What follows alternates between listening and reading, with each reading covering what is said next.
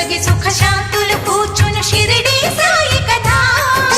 మధుర మధుర మహిమాన్విత బోధ సాయి ప్రేమ సుధా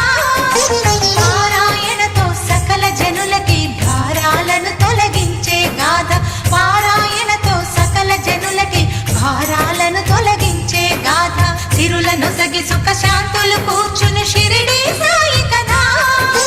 మధుర మధుర మహిమాన్విత బోధ సాయి ప్రేమ సుధా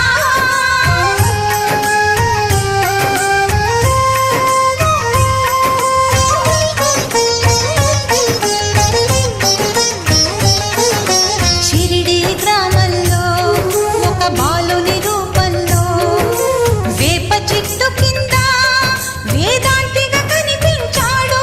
తన వెలుగును ప్రసరించాడు పగలూరే ధ్యానం పరమాత్మునిలో లీనం పగలూరే